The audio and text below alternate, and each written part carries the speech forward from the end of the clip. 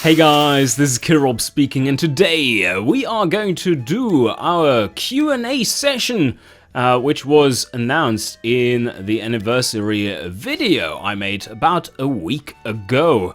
And you have been asking quite a few questions, and I picked out the top 15 questions I want to answer. I will always give you the name of the person who asked the question and then the answer. And you will be able to read the question on screen as well. And in the background, you will be seeing random game footage of some kind just to spice it up. And whenever it is necessary to show something on screen, then I will do so. Also, you need to forgive me in case I badly pronounce your usernames. It might go awry at some point or another. Okay, question number 1 by Nico Driver SC and As Red as Blood. What prompted you to get into video game development? Yes, what did prompt me? Well, I was always interested in making games, and back in the day when I was like a teenager, I'm already started making up card games and fantasizing about computer games.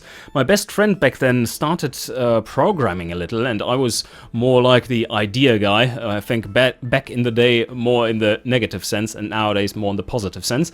But that has always been an interest of mine. And then with the same friend, I later on started making a hobby project game on the side of things. It never really came very far, but the concept was solid, and I still think I'm going to make it at some point. And yeah, so that was a little bit of a hobby on the side of things. But then I got into nuclear physics, and well, there was not that much games development going on, and my friend wasn't living anywhere close, so that kind of died down. But then I found automation while I was looking for Detroit and a patch for Detroit. That is the classic game that was the first proper in quotations basically, proper car tycoon game. And I came across a post on a forum by Andrew, that is our 3D artist. He was posting like, yeah, if you're interested in this game, maybe come check us out. We are trying to make something similar. And I went there and was like, oh, that's kind of cool. Nice concept, nice idea. Let's see what I can do here. And thusly, I signed up on their forums. Very, very basic back in the day. That was before any playable version was released of automation. It was back in 2011. Then I started contributing on the forums. And because I was a physicist, so I thought like, yeah, maybe that's something they kind of need. So I made some very useful posts, such as one of my first ever post was about aerodynamics and how to very easily but realistically implement it into a game like this, like automation. And they thought that was really useful. So, well, I continued contributing. And after a while, we were looking at like, oh, well, we have a closed beta here. Do you maybe want to join? Of course I wanted to join. I wanted to try it out, see what their little engine designer with inline 4 engines only had to offer. Incomplete engine designer, that is. And yeah, that was good fun. And after a while more, I started contributing more. I then started voluntarily organizing the beta testers, because that was completely unorganized. It was very Australian/Kiwi in that sense. And yeah, I just organized it a bit, then became kind of the lead beta tester, and yeah, from there it just took another year, and I was basically an assistant producer of the game, and that is how I got into making video games. That was on the side of things to my PhD and working at GSI, the Particle Accelerator Lab. I have a PhD in experimental nuclear physics. So it's a little bit of a weird career path there, but that was all working out in that way. So yeah, I got basically promoted. I didn't get anything for it, but I was promoted through the ranks, and nowadays I'm the lead producer of the game, as well as the lead designer, and kind of the community manager too. That's how I got into video game development. Question number 2, also by As Red as Blood, basically the follow-up question to that, and a place where I maybe can give you a tip or two when it comes to how you get into games. His question is, do you have any degree in game development? I'm just now starting to slowly get into game development after making Arma 3 mods for quite some time. Any tips? Any tips? I do not have any kind of education in game development, and I think this is probably one of the areas where you really don't need a piece of paper telling you that you can do this stuff, because pieces of paper in this industry are still pretty much worthless unless you want to work for big studios. Because big studios might be looking more at that, but smaller studios, smaller teams only really go by merit, and merit in the form of a show reel if you're an artist, or yeah, just whatever you have done. Present them your stuff. If you're a designer, get them some design documents you have written. And it shouldn't be hard for you, if you're a good designer, to make up game concepts and in detail describe them. There's so much learning material online which you can use that should give you nudges in the right direction for stuff like this. If you are an artist instead, just show them your work and produce work. Produce a portfolio. Very important. If you're a programmer, produce a portfolio. That is much more important than any kind of degree in games development, because from what I can tell, I don't want to sound too negative, but games development courses don't make you a games developer. They basically give you an insight, more or less shallow, into some of the tools you can use, but they don't necessarily make you into a good games developer. Question number 3 by Letherington. I hope I pronounced that right. So he has plenty of great questions. Oh, well, I assumed your gender there. Well, I can do that because I see my stats. I only have a 2% chance to be wrong about assuming your gender, because they're only 2% female, and probably more than half of them are just dudes who forgot to log out their girlfriends or moms. So, yeah. Okay, so, but your question. I've read in the comments that you were involved in education to some degree. If it is not too personal to ask, what field or subject were you involved in education-wise? That's a nice background question. So I studied at the University of Lund in Sweden and studied physics, and later specialized in nuclear physics, with a bit of a sidetrack in astronomy, which I studied for a year as well. And then within this time, and especially during my time as a PhD, I was teaching various laboratory exercises, which we partially had to do, but I signed up for more than I had to do.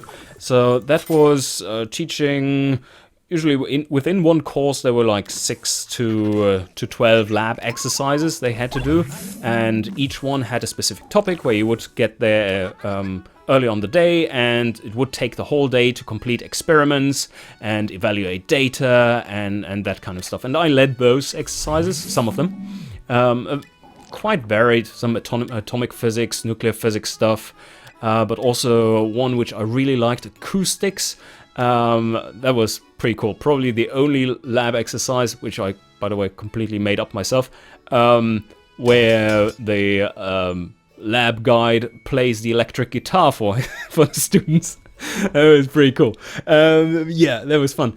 But that is what I did for the educational stuff. I also gave some lectures here and there, but nothing that was permanent or planned. I basically jumped in there a few times maybe 3 or 4 times, nothing serious really. But those lab exercises, that was probably all in all, I would say about a year of teaching at university, if you would all condense it into one block.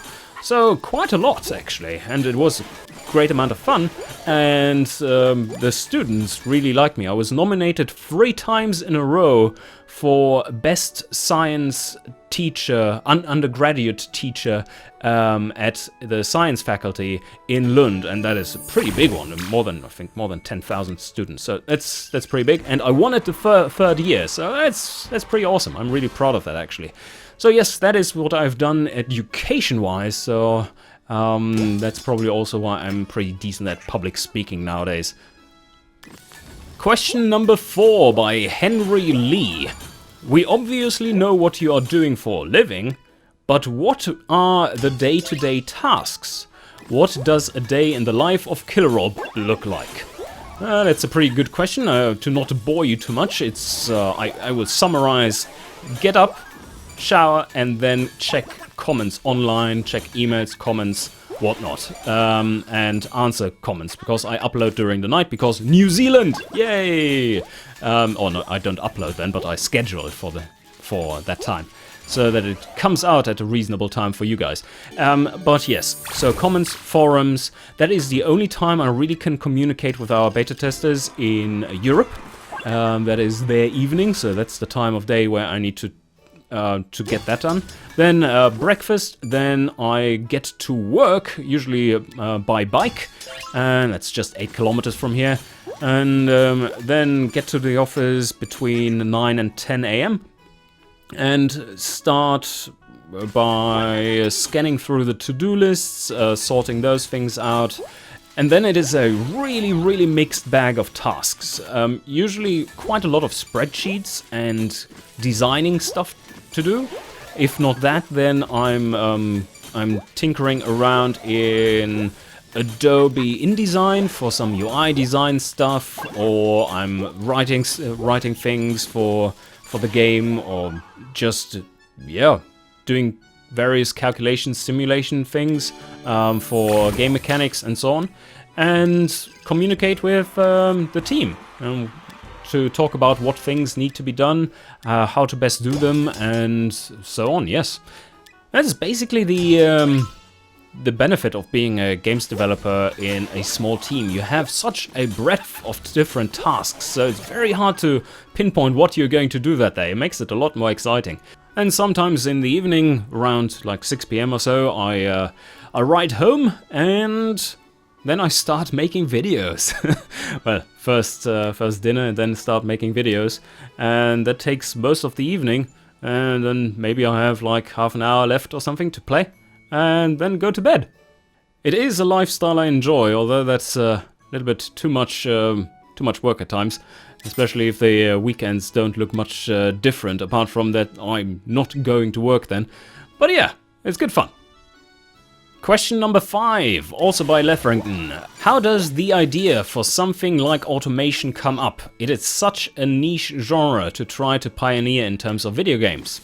Well, as I alluded to before, it's not really pioneering that genre. The car company tycoon game existed before, but in a very shallow form. And yeah, that is something we wanted to change, and that is why we came up with it. It's like, take Detroit and take what is it called, Oldtimer, or Motor City it's called also, and take a look at what really didn't make much sense in those two games, and how it could be made better. And we discovered that, well, they kind of have an exchangeable product, which is a shame, because the theme is so strong. It's about cars. Cars are really in depth. There's a lot of detail in them, which interests people. So why do they have an exchangeable product, which is the car? You could just switch it out to fridges and you would still have the same game. And that's we wanted to change. We wanted to make a game that reflects what the car really is, and the tycoon should be built around the car, not a tycoon game with a product that is the car where it is very weakly defined. It doesn't really have any specific characteristics to car development or to car manufacturing. It's very generic in these old games, and that is why we wanted to make automation. Question number 6, also by Lefrington. He's asking lots of good questions. Looking back, did you ever foresee automation as well as this channel in general doing as well as they have? Also he adds, I mean sure, you aren't exactly swimming in pools of money, but I remember buying automation when it was just on your website years ago. That admittedly a bit sketchy feeling at the time. Feels like a lot has changed since then. And yes, a lot has changed since then. Everything has gotten a little bit more professional, but it's still the same people running it. So yes, if I didn't foresee automation to be doing well in future, I wouldn't have joined it in the first place. It is a great concept, and with the people involved, it is definitely possible to make something excellent out of it. So I did foresee automation to do well. My kind of back in the day prediction would be to have sold around total 200,000 copies if it's all going well.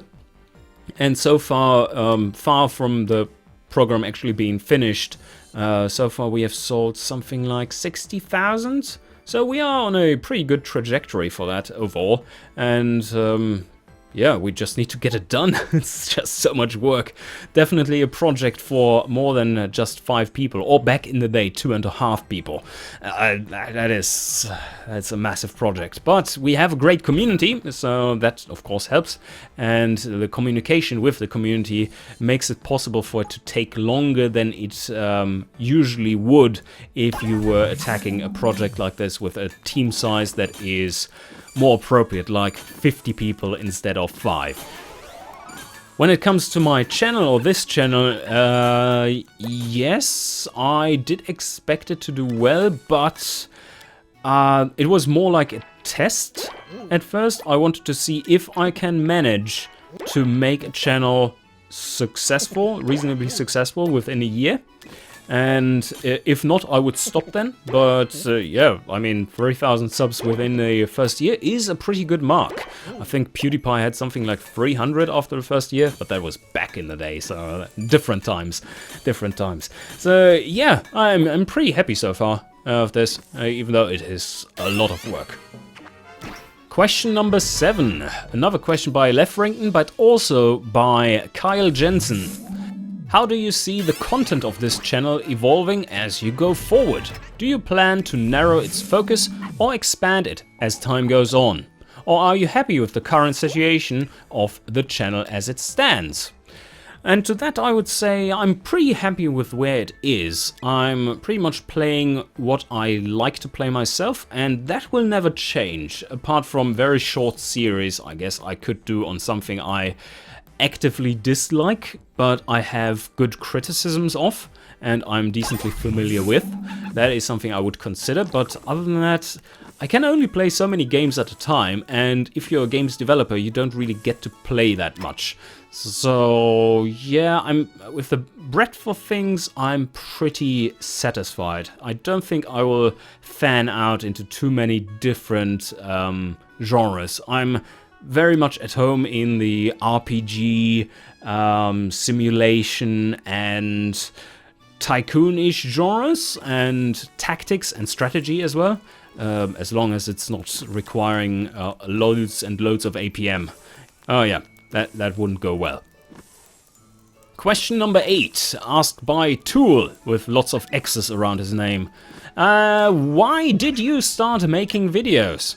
Basically, a really short answer to that. I wanted to have a new challenge, and I was just done with some other projects of mine, doing some more video content for automation, which, okay, that is why I started making videos in the first place, because I'm the community manager for automation, and we have our automation channel where I regularly post updates about game development. So that is why I started making videos. I wasn't foreign to the idea. And then I wanted to have a new challenge, and that challenge was, well, why not see if I can make a decent YouTube channel myself? Question number 9 by Ali Azim. How many hours per week does it take to make this content? The answer to that is between 20 and 30 hours a week. That is on top of a full-time job. So yes, it's a lot of work. Another question number 10 by Lefrington. Dude, man, yeah, there are five questions in here. That's a good percentage. 33% of questions are yours. What is the trick to developing an accent that is both completely comprehensible to native English speakers, yet robustly German? I think, well, first of all, it's quite a funny question, but there is a little bit more to it than you would think at first. Could be taken as a joke, but not necessarily. The main thing is that I had to train my voice to do public speaking. I speak in front of students, including foreign exchange students, and my main language back in the day was English. So I trained my voice to project very well, and I have a pretty loud voice because of that. And that makes it such that I then had to further refine my pronunciation of things. I try to be as clear as possible in everything I say. Of course, I sometimes fail, especially if I'm a little too tired. But in general, it is like, open your mouth, like make it work. Like, if you open it up and actually use it more, like over-exaggerate the movements of your mouth, you will feel that you become more clear and more articulate in what you're saying. And I think that largely contributes to my accent, so to say. That's why it seems very German in that it is very precise for a non-native English speaker. Question number 11 was asked by 2 people, and that is GS Random as well as Kyle Jensen. What made you choose Killrob as your internet nickname? There's a little story to that. It's not my internet nickname, it is my nickname. And that is my nickname to my best friend, Simon. Simple Simon. Simple is his nickname. And that was coming back from the day, I think it was a LAN session which we had, just us 2, while my parents were in the UK, while I was living in Germany. And that was when I was maybe 13 or 14 years of age. I had just had my first computer. I got my first computer. It was a Pentium 133. So I had this computer, and we were playing. He brought his computer, also a pretty new one. It was a Pentium 60, I think, back in the day. And we hooked them up via serial cable and played Duke Nukem 3D in LAN. And that was a lot of fun, but I was quite a bit better than he was at this. So in our death matches with just us 2 on the maps, we played a lot of cooperative as well. It was super fun back in the day. And but in these death matches, I basically annihilated him at some point with like 20-2 or some crazy shit.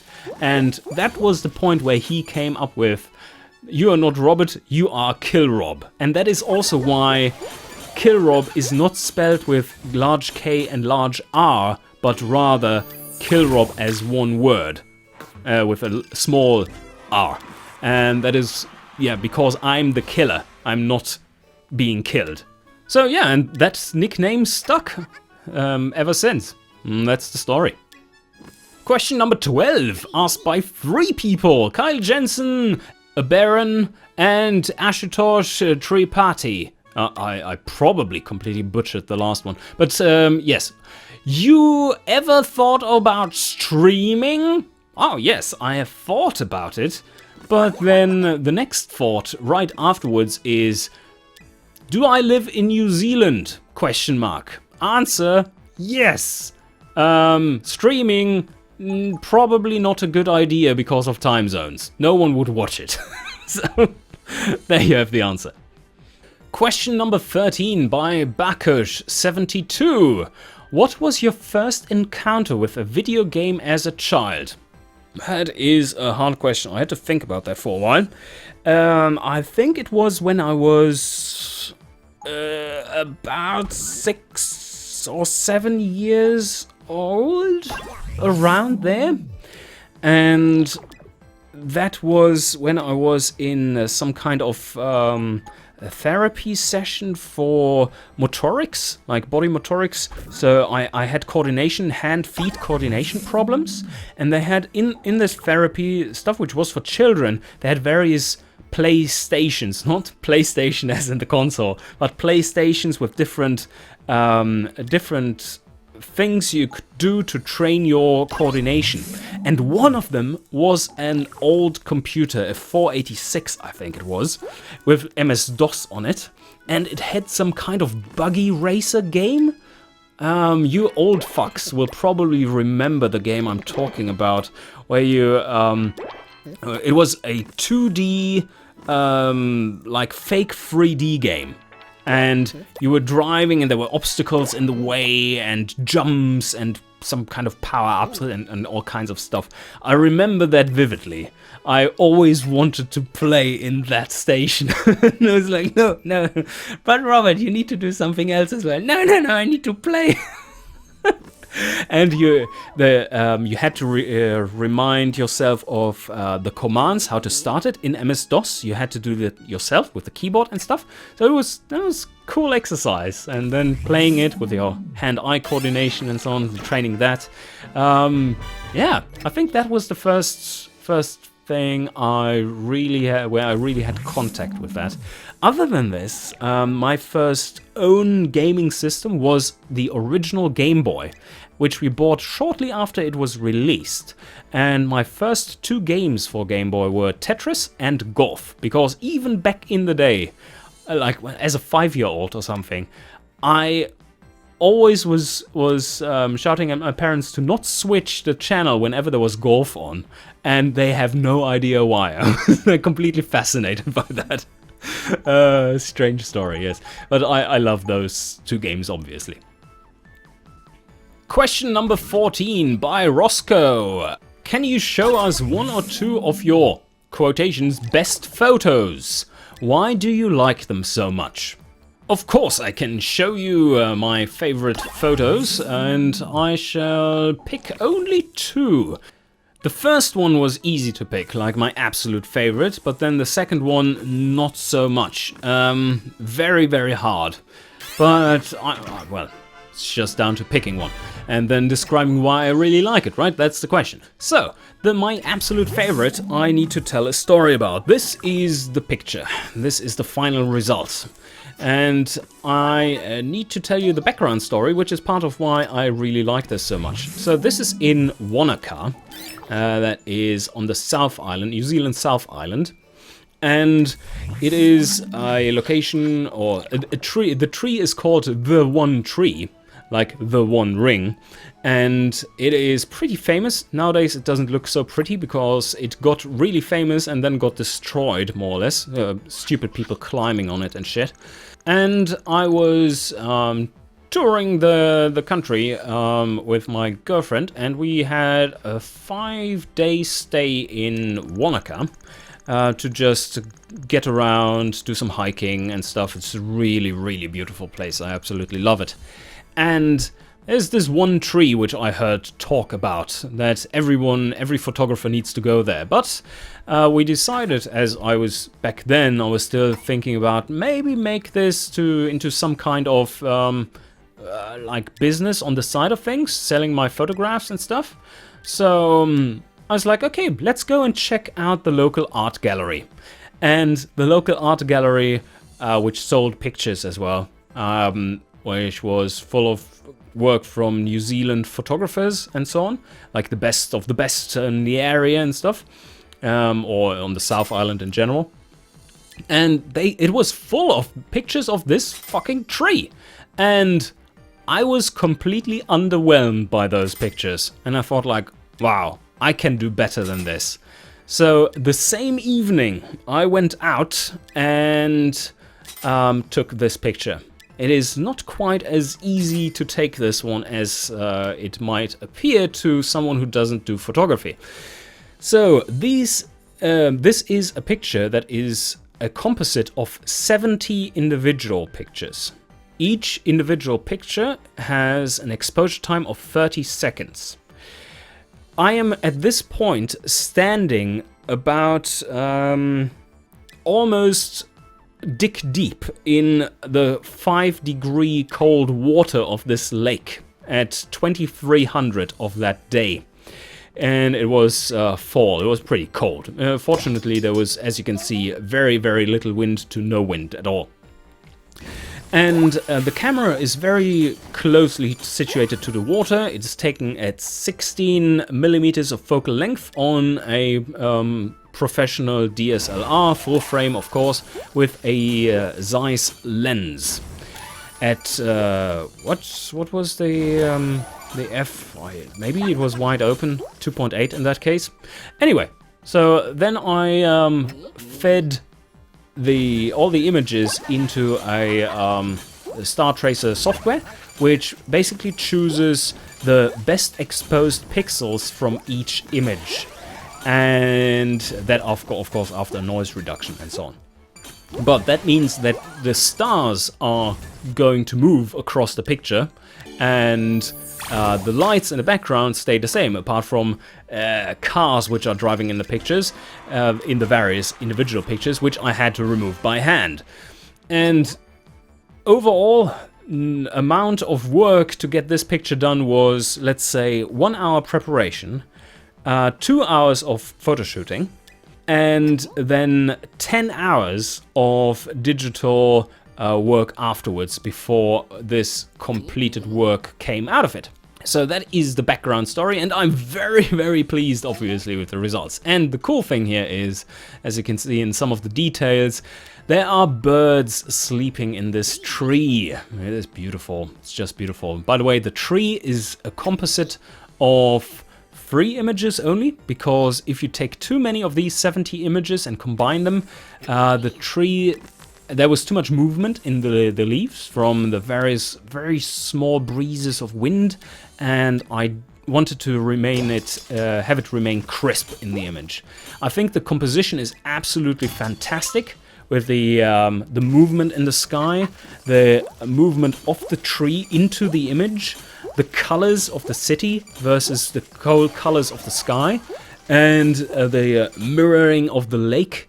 And yeah, it's just overall absolutely fantastic.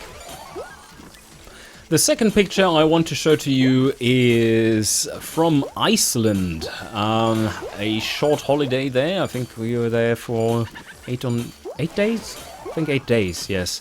So this is at the famous glacial lagoon, or, well, at the mouth of the glacial lagoon, where small icebergs are floating into the sea, and then with the next tide they are deposited on the black beach. And this contrast is just phenomenally beautiful. The blue on the black beach, and then some of the world's largest glaciers in the background. And this one is taken as a panorama, of course not automatically, but it's a properly stitched panorama, and taken with a special lens which gives you a very, very creamy bokeh. And I just really love the setting of it. It is so otherworldly in some way. And the composition is nice too, but of course in that, because it's so wide, you would like to see a little bit more down and up in the picture. It's definitely not perfect, but it's so beautiful to see it enlarged. And actually I have that exact picture sitting right behind my desk right now, in a size of, what is it again? I think 2 meters 80 wide. And what does it become? Like 70 centimeters high. It is a massive image, and it's just stunning when you see it enlarged. Question number 15, the final question, goes to Julian Alessi, and he asks, what is your favorite game mechanic from any video game ever made? And I had to think about that question for quite a long time, a day or two, before it clicked. And I think this question is not necessarily about what is the best implemented game mechanic from any video game ever made, but rather just what is the best game mechanic despite of its implementation. And I think, after long times of thinking, that the best game mechanic I've ever seen is from the game Gemcraft. I have made a little mini-series about this game here on my channel. You can find it if you just search my channel for Gemcraft. And the game mechanic I'm talking about is when you can... it's a tower defense game. And the game mechanic is that you can spend your resources in the form of your gems and gem bomb the next wave stone. That has the effect of amplifying the next wave and make the wave stronger. So you spend resources, and the more resources you spend, the more powerful the next wave becomes. But with it getting more powerful, it will also give you more resources. And that is a brilliant way of implementing a risk-reward mechanic. It is not necessarily perfectly balanced or implemented in that game, but I think overall this makes for my favorite gameplay mechanic overall. Because it is... usually you have some kind of risk-reward systems, but this one is adding a little bit on top. Because you're actually spending resources, investing into a harder near-time future to potentially have a much better long-term outcome. And it's beautifully made. So yeah, I think that is that. And if you are talking about the best implemented game mechanic instead, then I have to say it is the loot system of Diablo 2. Because that one has stood the test of time and there's still nothing that comes even remotely close to it. The way they have implemented that with the treasure classes, how the random number generator goes through from the top and drops through the classes, rolling tiny chances for the various drop possibilities, and then falling deeper and deeper into lower and lower treasure classes until you finally get to some item. That is a brilliant implementation of any loot mechanic, and it is the best one to date as far as I know. I hope that answers that question, and we are at the end. That took a while. I hope you are still not asleep and have enjoyed this little Q&A. And thank you very much for listening, and see you guys next time.